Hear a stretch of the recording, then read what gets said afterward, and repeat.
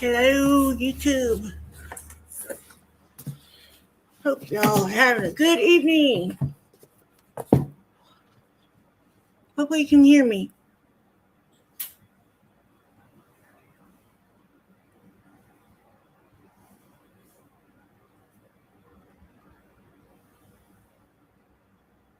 Waiting for my sister to once, please. Thank you. She can hear me and see me. Usually in the chat we put one so that way the person who is live streaming knows that they are live. Anyways, tonight is AA night. If you're new here, welcome. Feel free to talk in the chat if you want. If not, that's okay. Everybody here understands that not everybody wants everybody to know that they're recovering alcoholics. But sometimes they're not the alcoholic that is in the chat. Sometimes they are just my family members or my friends or friends that need help with ideas on how to help a family member get sober and what have you. Anyway, so not everybody here is a recovering alcoholic or an alcoholic just starting to get sober, or just stumbled across my live stream and decided that they want to sit here and watch and listen. That is fine. Just please subscribe and hit the bell because I post regular videos, but all of my live streams that I usually do are of AA, and they have their own spot in my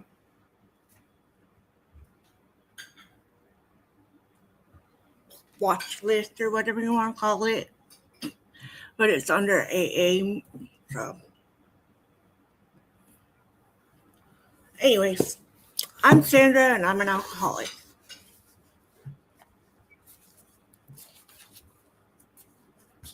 God, grant me the serenity to accept the things I cannot change, the courage to change the things I can, and the wisdom to know the difference. So I always put in the description what I'm reading, book, story, name, page. I get the steps and traditions out of the step and tradition book. If you don't have a book, don't worry. I'm going to read it anyways. But feel free to chat if you are comfortable doing that. If you have questions, you can ask. People will try to answer your question. I try to answer the questions as well. So, 1, we admitted we were powerless over alcohol, that our lives had become unmanageable. 2, came to believe that a power greater than ourselves could restore us to sanity. 3, made a decision to turn our will and our lives over the care of God as we understood Him. 4, made a searching and fearless moral inventory of ourselves. 5, admitted to God, to ourselves, and to another human being the exact nature of our wrongs. 6, we're entirely ready to have God remove all these defective characters. 7, humbly asked Him to remove our shortcomings. 8, made a list of all persons we had harmed and become willing to make amends to them all. 9, made direct amends to such people, except when to do so would injure them or others. The dog is in the kitchen. Here he comes. 10, continue to take personal inventory, and when wrong, promptly admit it. 11, taught through prayer and meditation to improve our conscious contact with God as we understood Him, praying only for knowledge of His will for us and the power to carry that out. 12, having had a spiritual awakening as a result of these steps, We try to carry this message to alcoholics and to practice these principles in all our affairs. Amen. And this is Ryder. If y'all are new, he is our new pup. He's spoiled. He's a 3-year-old Boston Terrier, and he has his own attitude. Excuse you. You gotta chew them biscuits. Yeah, you gotta chew them up. Anyways, like I said, I put in the description what we're reading. I'm still trying to get used to being able to hold my dog like on my lap because he's small enough. He does get heavy though. Yeah, he does. I'm in the big book. Mine is the 4th edition. And we are reading He Lived Only to Drink, page 446. You gotta go. Go beg Mike. Go bug Mike. He's just standing right here. He lived only to drink. I have been preached to, analyzed, cursed, and counseled, but no one had ever said, I identify with what's going on with you.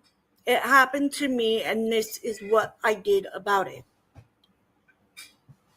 On looking back at my life, I can't see anything that would have warned me or my family of the devastation that alcoholism had in store for us. To our collective memory, there was no drinking on either side of the family. We were from a long Southern missionary Baptist tradition.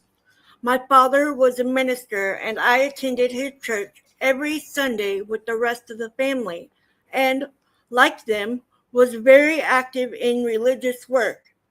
My parents were also educators. My father was principal of the school I attended, and my mother taught there. They were both champions of community outreach and well respected. There was caring and togetherness among us.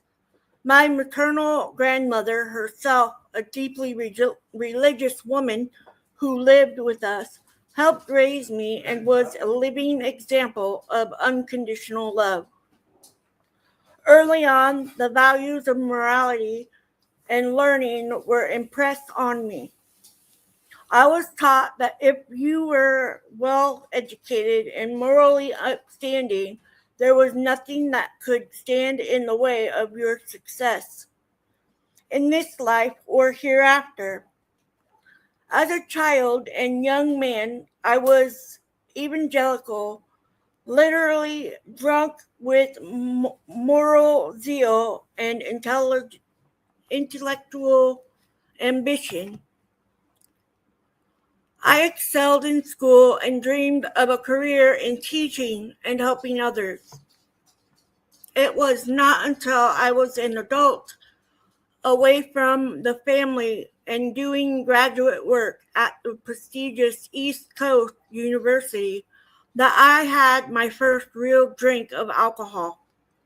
I had tasted beer and a little wine before that, and long since decided that fruit juice tasted better. I had never been inside a bar until one evening some fellow students persuaded me to go with them to a local cocktail lounge. I was fascinated.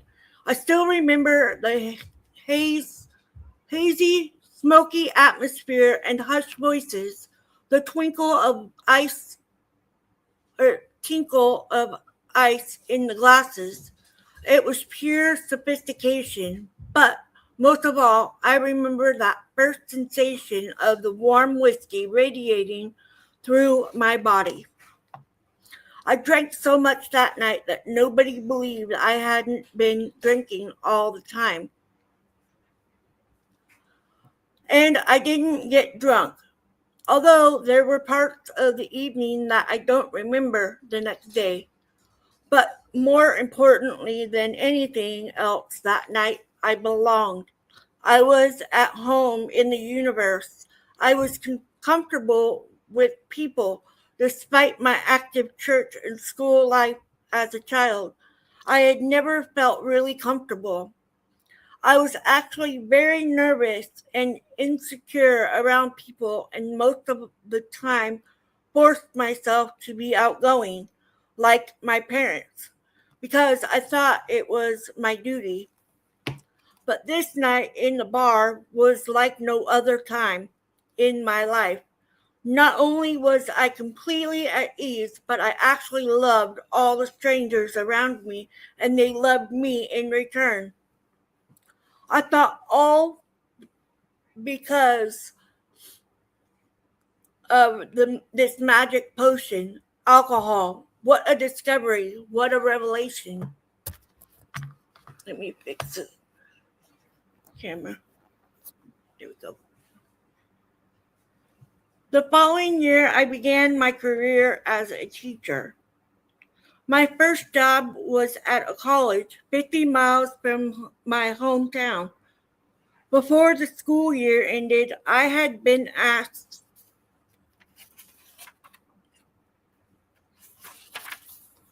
to resign because of my drinking. Within that short space of time, drinking had become an accepted way of life. I loved booze. I loved people who drank and the places where they drank. At that time in my life, although I had lost my first job and embarrassed my family, it never occurred to me that alcohol could be a problem. For that first night, or from that first night at the bar a year earlier, I had made a profound decision that was to direct my life for many years to come. Alcohol was my friend, and I would follow it to the end of the earth. After that first job, there were many more that I lost, all because of my drinking. I taught many schools and in different states. I was no longer the moral young man who had been or who had seen his destiny in helping people live better. I was loud and arrogant, angry, abusive, always blaming and confronting others. I was getting arrested and beaten up. I developed a foul mouth and was frequently drunk in classes and in public places. Finally, my teaching career ended in total dishonor. My family could not understand what was happening to me, nor could I. In moments of clarity, I was full of shame, guilt, and remorse. I had become an embarrassment to all who had faith in me. To others, I had become a joke. I wanted to pass. Now alcohol had become the only friend I had. I wound up in an insane asylum, which probably saved my life. I do not remember how I got there. I do know that I had become suicidal. I became comfortable there. And months later, I cried when I was dismissed. I knew by that time that I could not make it in the world. I was safe behind the barred hospital windows and wanted to stay there for the rest of my life. I could not drink there, but tranquilizers and other substances abound, and I helped myself to them. The word alcohol was never mentioned, and I do not believe the doctors knew much more about alcoholism than I did. When I was released from the asylum, I moved to a large city to make a new beginning. My life had become a series of new beginnings. In time, I picked up the drink, got good jobs, and lost them as I had in the past. All the fear and remorse and terrible depression returned tenfold. It still did not register that the drinking might be the cause of all this misery. I sold my blood. I solicited myself. I drank more. I became homeless and slept in the bus and train terminals. I scrounged cigarette butts off the sidewalks and drank from a common wine bottle with other drunks. I drank my way to the men's municipal shelter and made it my home. I panhandled. By this time, I lived only to drink. I did not bathe or change clothes. I stank. I became thin and ill. I had begun to hear voices and accepted them as death omens. I was frightened, arrogant, enraged, and resentful of man, God, and the universe. There was nothing else to live for, but I was too frightened to pass.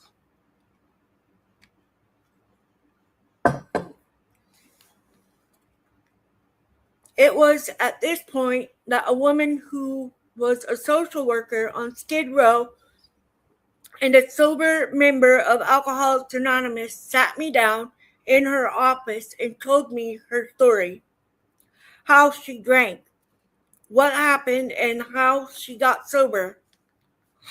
No one had ever done this before.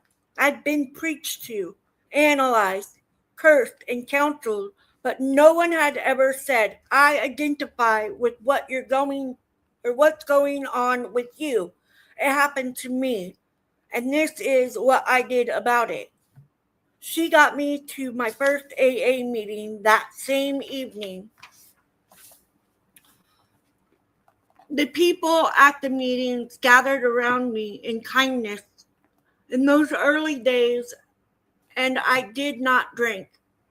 But the spiritual demons of withdrawals descended on me. I was black and these people were white. What did they know about suffering? What could they tell me? I was black and bright, and the world had constantly rejected me for it. I hated this world, its people, and its punishing God. Yet I believed the people in AA were sincere, and whatever they believed in was working for them. I just did not believe that AA would work for me as a black drunk. I genuinely believed that I was different until much later, when I had what I now know to be my first spiritual awakening, that I was an alcoholic and I didn't have to drink. I also learned that alcoholism as an equal opportunity illness does not discriminate, is not restricted to race, creed, or geography. At last, I was released from the bondage of my uniqueness. In early sobriety, I had to continue to live in a flop house, filled with active drunks, not drinking. I became acutely aware of my surroundings, the foul smell, the noise, the hostility, and physical danger. My resentment mounted at the realization that I had flushed a career down the drain, disgraced and alienated my family, and been neglected or regulated to the meanest of institutions. a Skid Row shelter. But I was also able to realize that this bonfire of resentment and rage was beckoning me to pick up a drink and plunge into my death. Then I realized that I had to separate my sobriety from everything else that was going on in my life. No matter what happened or didn't happen, I couldn't drink. In fact, none of these things that I was going through had anything to do with my sobriety. The tides of life flow endlessly, for better or worse, both good and bad, and I cannot allow my sobriety to become dependent on these ups and downs of living. Sobriety must live a life of its own. More important, I came to believe that I cannot do this alone. From childhood, despite the love I experienced, I had never let people, even those closest to me, inside my life. All my life, I had lived the deepest of lies, not sharing with anyone my true thoughts and feelings. I thought I had a direct line to God, and I built a wall of distrust around myself. In AA, I faced the pervasive we of the 12 steps and gradually realized that I can separate and protect my sobriety from outside hazards only inasmuch as I rely on the sober experience of other AA members and share their journey through the steps to recovery. The rewards of sobriety and bountiful are bountiful and as progressive as a disease. They counter-react. Certainly among these rewards for me are release from the prison of uniqueness and the realization that participation in the AA way of life is a blessing and a privilege beyond estimate. A blessing to live a life free from the pain and graduation of drinking and filled with the joy of youthful, sober living and a privilege to grow in sobriety one day at a time and bring the message of hope as it was brought to me. So this one was a short one. So I don't know how long the next one is.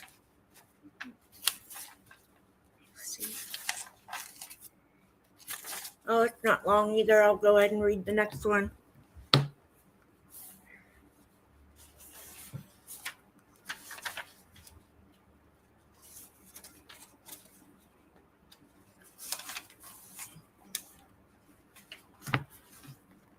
Now I'm going to read Safe Haven on 452, and then I'll go back and go over.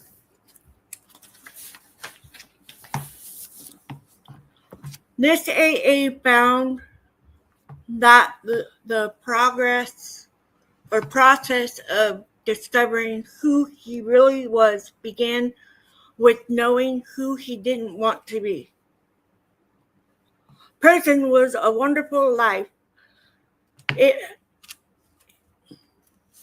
What a wonderful life it is. Here I am, sitting in a cell, waiting for my hot pot to heat up so I can have a cup of instant coffee and reminisce. As I ponder my current circumstances, I reflect on the undeniable fact that I am well into my 4th year of incarceration. I still wake up some mornings wishing it were all a bad dream. I didn't grow up in a home that used alcohol. But when I took my first drink at the age of 13, I knew I would drink again. Being raised in a home founded on high moral standards didn't seem to instill any fear of consequences once I took a drink of booze. Sometimes, as I rode my bicycle around the neighborhood, I would spy a grown up in his yard drinking beer. Returning later when I knew he was not at home, I would break into his home and steal the golden beverage from the refrigerator.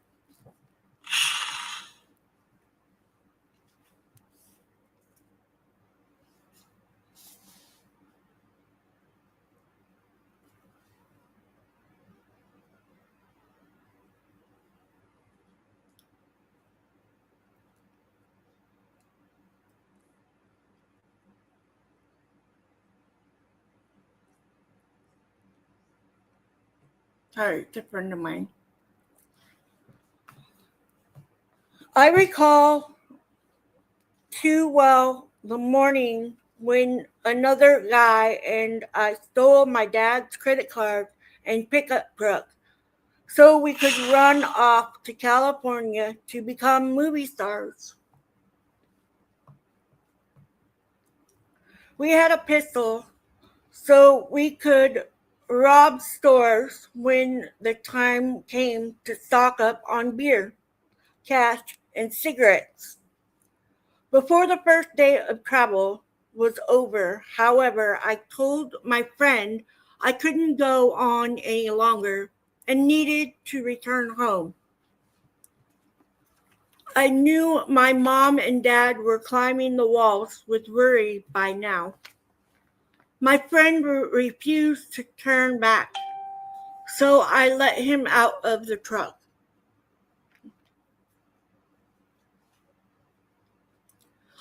I never saw him again. My parents may have recognized my behavior as some serious adolescent rebellion, but they had no idea it was fueled by the disease of alcoholism. At age 16, I got a part-time job as a disc jockey for a local radio station. Those in a position to know observed that I had a knack for the kind of work. So I dropped out of high school and started spinning records full time. Drinking and partying went hand in hand with this job. Soon a partner began that lasted for many years. When the alcoholism became obvious to my employers and began to affect my job performance, I would simply resign and seek employment with another broadcasting company. I recall one day when I was doing a midday show, I realized I could not go any minute without a drink. Sorry, another minute without a drink. I put on an album and quietly walked out of the radio station unnoticed. I drove to a liquor store and bought a bottle of whiskey, got back in my car, turned on the radio, and started drinking. As I sat there listening to a song after song, the album eventually came to an end, and all you could hear was the needle scratching against the turntable. Someone at the station finally realized I was no longer in the control room and put on another record. During my years in the broadcast industry, I worked from time to time as a radio storm chaser. It was my job to use radar information to follow the storm and spot tornadoes, hail, flooding, and storm-related hazards or damage. I would then use a cellular phone in my vehicle to give live reports over the radio while chasing the storm. One night, the storm was extremely turbulent. Our listening audience was larger than ever as I gave my live report, surrounding as if I were on the front line of a war zone.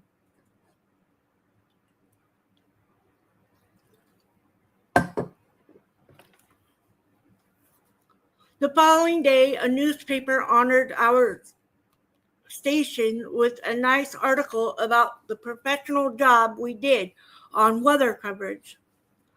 But what no one knew was that all of those professional storm reports were called in from the safety of my back patio as I ad-libbed a little better with each fresh glass of bourbon and cola. Periodically, I worked as a broadcast journalist and reported many news stories on location. I regularly drank on the job and was frequently loaded when calls came in about alcohol-related automobile accidents. There I was with microphone in one hand and flask in another as I jumped into the news van and rushed to the scene of an accident, just as drunk or more so than the one who caused it. I was inevitable that I would one day become the news rather than just report it by causing a serious accident as a result of my drinking.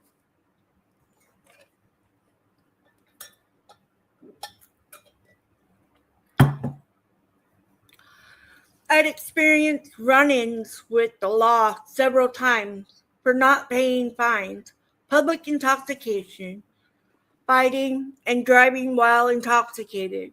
But nothing could compare with that time the police asked me to come downtown for questioning concerning a murder.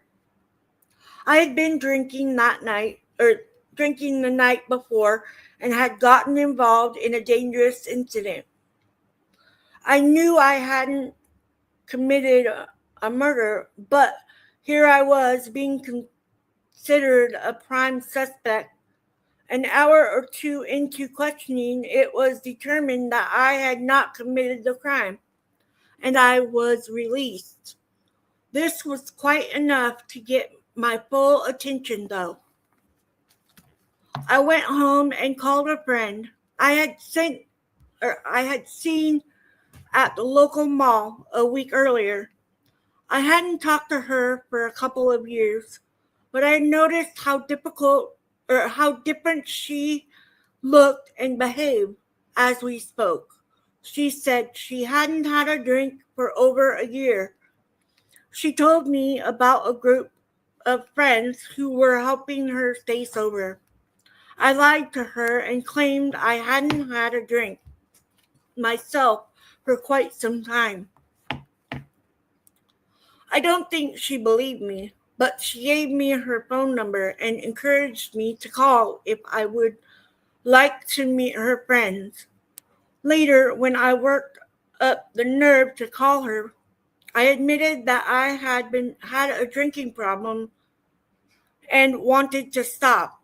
She picked me up and took me to my first AA meeting. In Alcoholics Anonymous, I knew I had found a protective haven. But during the ensuing 4.5 years, I fell into the category known in AA parlance as a chronic slipper.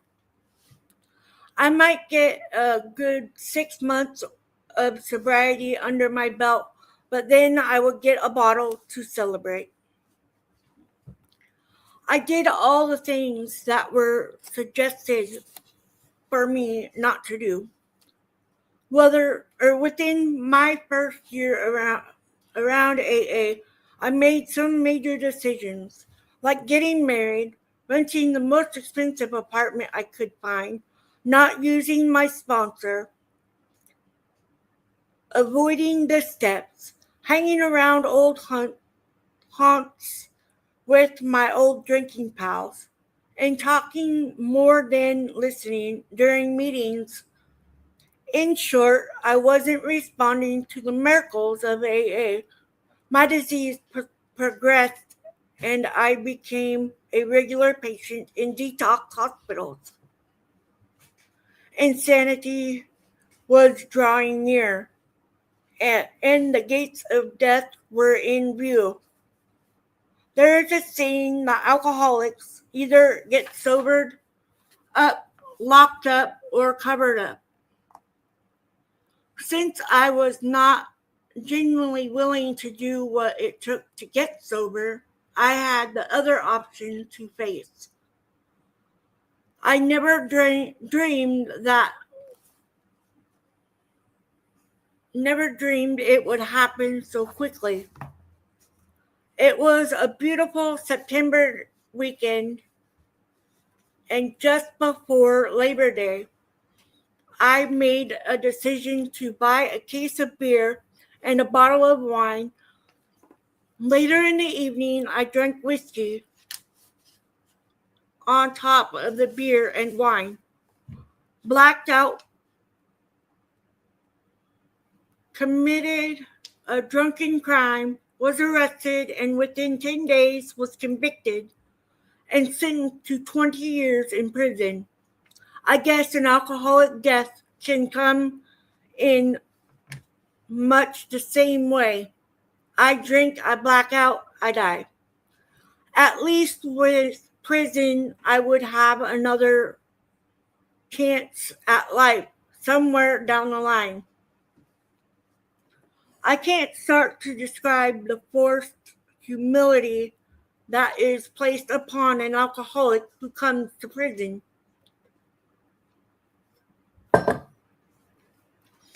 Although I deserved to be in prison, the trauma was horrible. The only encouragement and hope I was able to find was from reading the personal stories in the back of a tattered big book I found in my cell. Then one day I heard something that was music to my ears. A correctional officer announced that an AA meeting was to be held in the chapel. When I walked into the meeting, I took a seat in the circle of chairs where I once again found a protective haven. As I penned this story, 3.5 years have passed since that meeting in the chapel. I've moved to a larger prison unit and have remained very active in the awesome program of Alcoholics Anonymous. AA has accomplished so many things in my life today. It has given me my sanity and an all-around sense of balance. Now willing to listen and take suggestions, I have found that the process of discovering who I really am begins with knowing who I really don't want to be. And although the disease of alcoholism inside of me is like gravity, just waiting to pull me down, AA and the 12 steps are like the power that causes an airplane to become airborne. It only works when the pilot is doing the right things to make it work. So as I have worked the program, I have grown emotionally and intellectually. I not only have peace with God, I have the peace of God through an active God. Consequences, I have not only recovered from alcoholism, I have become whole in person, body, spirit, and soul. I've had one God thing after another happened to me since submitting myself to the principal of AA.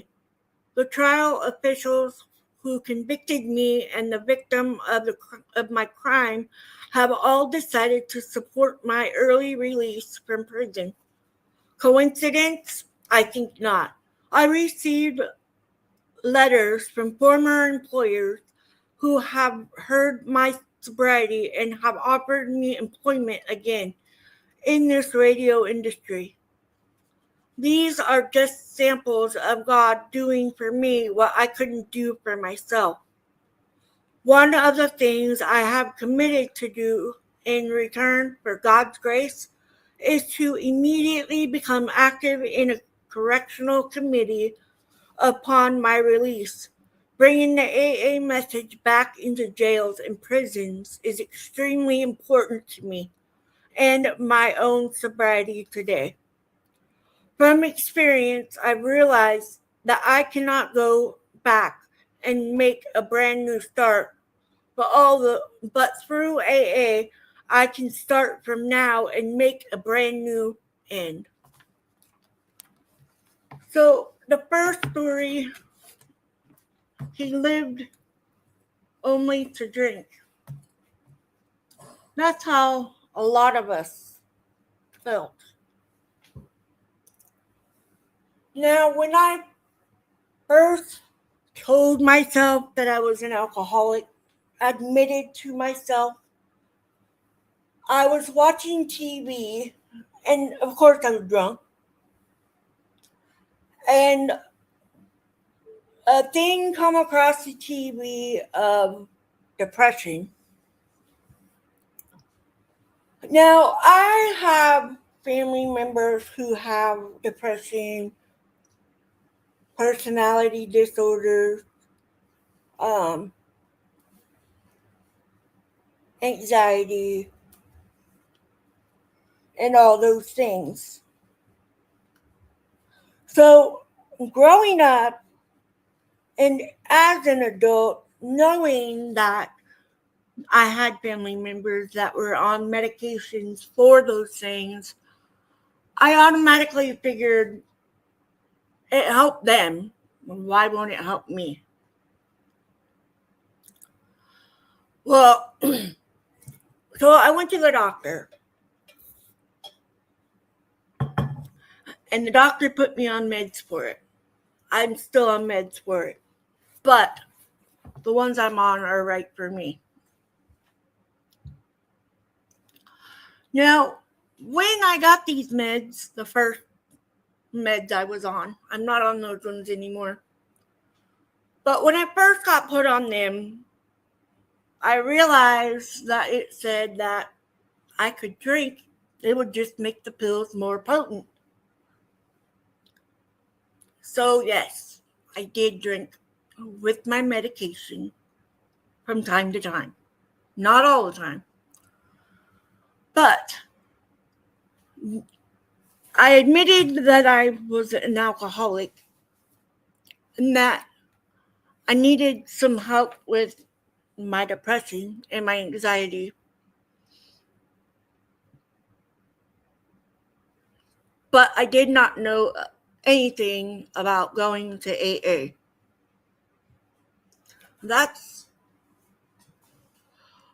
I started drinking in my 30s. And that was when my kids were in high school. And so when I started doing the binging and then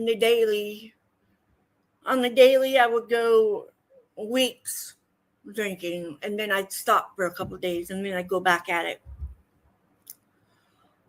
But I did not know, I knew about AA, but I didn't know what it could do and ways it could help. So I got injured by smacking my face on a stove. I'm guessing it was a stove. I don't know for sure.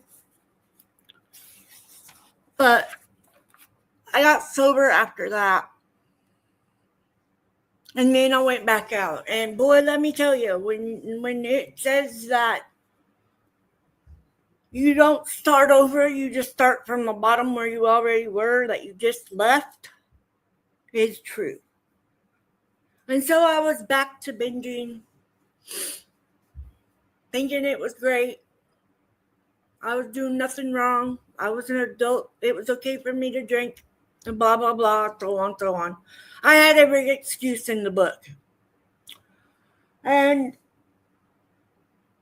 so when I went back out, I was back out drinking for a while. And I decided to stop drinking. And when I came back to my home area, my friend who just popped into my chat, I've been talking to that person and saying how I was an alcoholic and that I had been sober for a little while. And mind you, I hadn't seen this friend since I was 16 years old. And this friend says, "You want to meet me at a meeting?" I was like, "Okay, whatever. I'll go meet you at a meeting." And I thank that friend all the time. And you know who you are. I've been sober for 11 years. And I have learned that I have to pass this to the next person. And that's why I do this service work. And it works for me. Because without having AA, I don't think I would be here right now. And I thank that friend for saving my life. And I thank my sponsor, and I thank my family and my friends and all the people in those rooms that understand what you're going through, and they are there to guide you in a correct way, but they can't force you to do it. It's one of my sayings is you have to want it for the right reason, and the right reason is you. And if you don't want it for you, it's not going to work. It's just that's how it works. But like the second story, Safe Haven, I did not, knock on wood, ever go to jail. I only drank and drove once, and I was like, no, after that time. And so, let me grab a piece of gum real quick.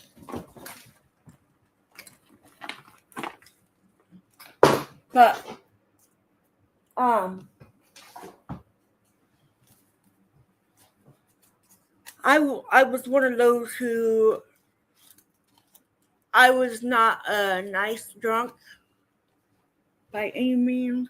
I had a bitchy attitude. I was confrontational. I never took accountability for anything. I'm admitting it, y'all. I was a total royal itch before I got sober and found AA. And the people in the rooms. And knowing that the people there are not going to judge you.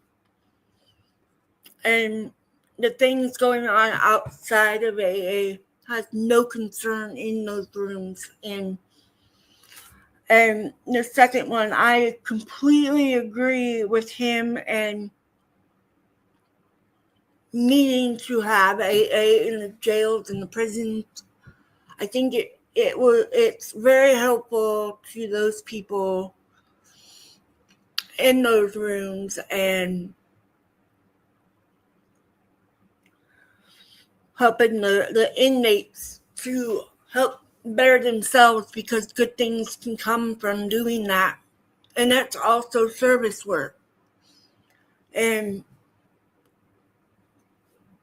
I'm not shy about telling people I'm a recovering alcoholic, because that's what I am. That's who I am.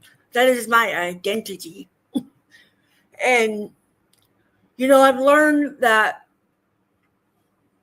talking about being an alcoholic, a recovering alcoholic, it helps other people who are still on the fence of not wanting to admit that they are until they have a friend or a family member who admits that they are, or they hear something on the outside of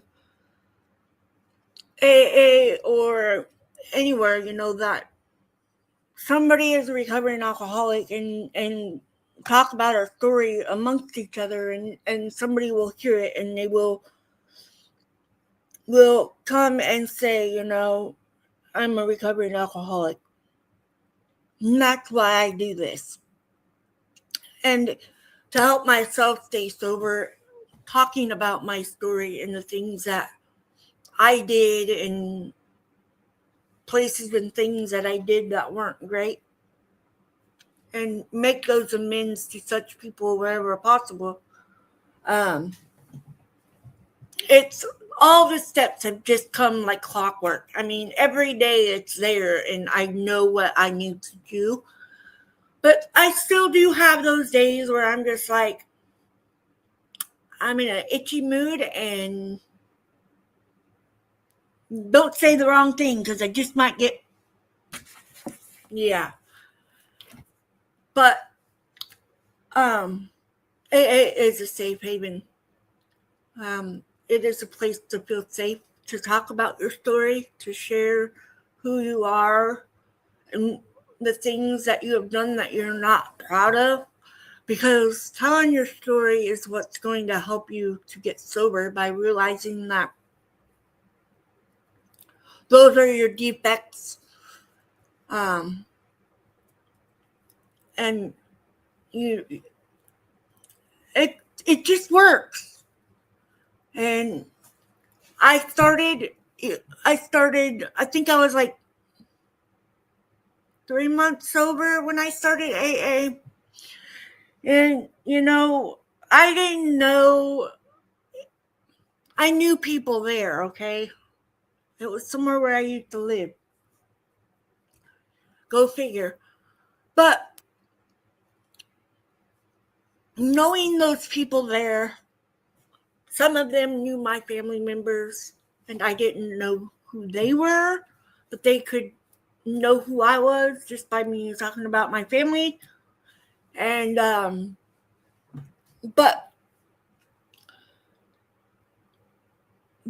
being able to go to those rooms, to hear people's stories and connect with those people in those rooms, it is amazing on how quick you become a friend and sometimes a family member to those people. Because my sponsor is like, she's one of my best friends. And I have made a sister from one of my coworkers, and well, more than one of my coworkers, because I'm a sister to at least 2 other people who are sober, and I consider them my sisters. One of them is not an alcoholic or a recovering alcoholic. She just became my sister as being my boss. But regardless of all that, these rooms, these meetings, they help. I don't know how to explain it all, but it works. And I thank my sponsor and my family member and my friend who's in my chat. Thank you for getting me to do AA and take my steps and keep going with it and work it every day for the rest of my life and everything I do. And knowing that I'm not alone in this journey of being sober and having a full life of experiences without the alcohol, and it's just worth it. It's very much worth it. And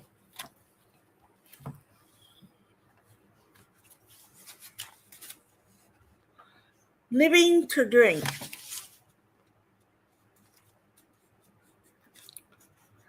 going into an asylum or, into a facility, I was like this guy in the first story too, or girl, whatever it may be.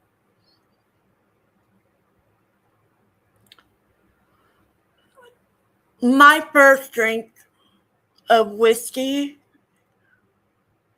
was it for me. That took me down that road. I used to drink Jack Daniels as a teenager, Black Velvet, all of them. Because I hung out with the older people. They were all adults. They could buy it. And that's where I was. That's where I wanted to be. That's where I felt comfortable. It just made me like invincible. I became somebody totally different that people saw, and I don't know how to explain it. It was just something different. But I didn't drink all the time when I was a teenager. I got pregnant with my oldest son when I was 17. So I did not drink much after he was born or while I was pregnant. I didn't drink at all when I was pregnant. But if I would have known about AA and what the rooms would do for me back then, I probably would have never went down that rabbit hole of, oh, this is my place and these are my people to drink all the time. I didn't get into the drugs, thank goodness. But I know people who did, and recovery is recovery regardless if it's alcohol or narcotics. It's just amazing what you learn in a book, 2 books, magazines, people in the rooms. When I first started AA, my first meeting, they gave me a thing of all the female names and phone numbers. It's how I found my sponsor. And my sponsor is in the chat as well. And I have to say, I'm deeply sorry about your loss of your brother-in-law.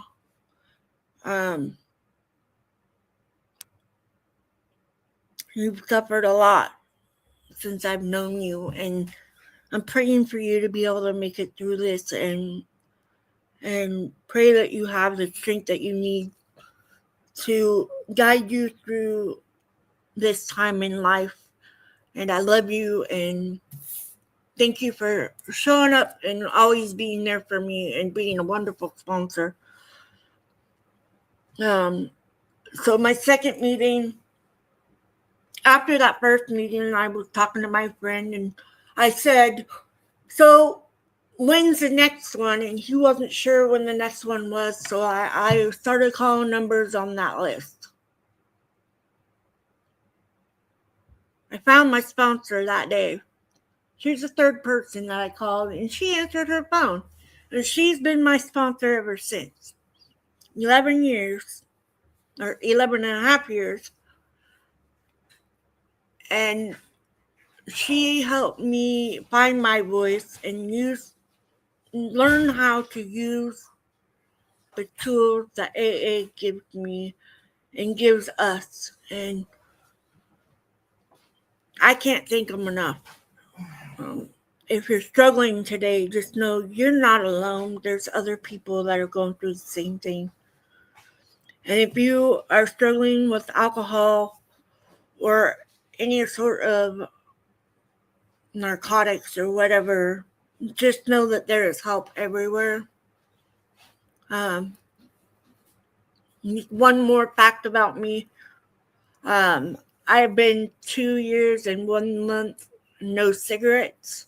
Thank you, AA, for teaching me how to block it out and use the AA steps to keep me from smoking. I have had those days where I really wanted one. I've had a cigarette in my hand, and because I asked my sister, or maybe it was my son. Anyways, I asked one of them for a cigarette, and they gave me it, and I went downstairs, and I was gonna smoke it, and I was like, not worth it, not worth it. And so I have not smoked in over 2 years, and that's amazing. I do have emphysema, and I don't think it's at the bad stage. I don't know because I've never had the stuff or the lungs thing since I was diagnosed, but maybe that's something that I need to do. And you got 3 years clean and sober from narcotics. That is great. Keep going. It's worth it every day. And you can come here. I go live every Tuesday morning at 11 a.m. Pacific. And I go live Thursday evenings at 7 p.m. Pacific. I try to go on YouTube and Facebook for all my meetings. So, What? I was trying to remember. I've got 30 years in September. Yes. My husband's got 30 years sober from drugs in September. So we both have,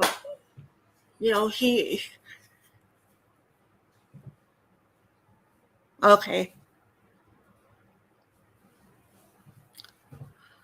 Thank you for watching. I do appreciate that. It takes a lot of courage to come into a meeting and admit those things. But congratulations on the 3 years. That is amazing. What do you want? Yes, I have done a TikTok. I'm not sure if I want to go on to TikTok again, but it's a maybe for me to go there. Yes, we're a clean team. Yeah.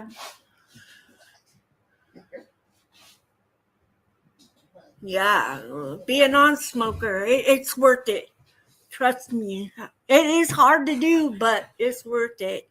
Thank goodness for the Chantix, because I tried kicking it without that stuff because I heard all kinds of bad things about that. But that got us to kick that habit. The funny thing about that is we quit on the same day, and we didn't tell each other, and we worked in completely different parts of town. So we did not know that we were not going to smoke that day, and we have not smoked since. Yeah, I bet. Yeah, probably. It was either me or my sister. But remember, we're twins. Let me see. Turn my mouth back on so I can scroll down and see the comments over here. Maybe. Come here. Come on. Yelling. Is you playing with Daddy? Mm. Yes, he's playing with Daddy. Yes, you're playing with Daddy. This is a good boy. Yes, working the program works. And but just know that you're not alone. Thank you. I'm proud of you too. He's such a good boy. Yes, he's playing, huh? Thank you. My sister is coming up on 11 years too, so pretty amazing. What? Go eat your food. Oh, yeah. Oh, wow. Yeah, that's a good thing. That's a good way to quit, not want to walk off the property to smoke. But anyways, like I said, if you're struggling, just know that you're not alone. And if if you need the help. There's help everywhere. There's meetings absolutely everywhere. If you have a phone, she is my neighbor. I live upstairs and she lives downstairs diagonally from each other.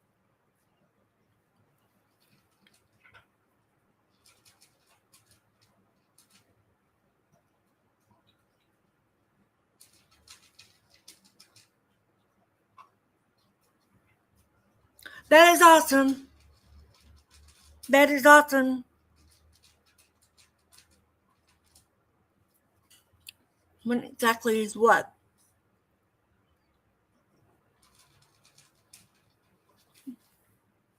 Yes. So, anyways, like I was saying, please be safe out there, and you don't have to drink. You don't have to pick up that drug. You don't have to. You just don't have to. There's meetings everywhere, and if you have a phone, Google it. I'm not sponsored by Google, but Google meetings, AA meetings or NA meetings, and make that phone call. There's meetings absolutely everywhere for you, and there's other people that are struggling as well. And if you're new here, thank you for being here. And if you're not in the comments, don't worry. I completely understand if you don't want to chat or comment. But subscribing and hit that bell so that way you can know when I go live again for the next meetings. I usually say that I'm not going to be live on the posts on my community tab on YouTube. So, I love you all, and thank you for coming and having this great meeting with me and being sober, taking those steps that we need to be taking to be free of alcohol. Sponsor says, congratulations. Who? My sponsor? Which one? One of them passed away, ding dong. Oh. Anyways. Thank you. I love you guys. He said thank you. God, grant me the serenity to accept the things I cannot change, the courage to change the things I can, and wisdom to know the difference. Keep coming back. It works if you work it. Love you all.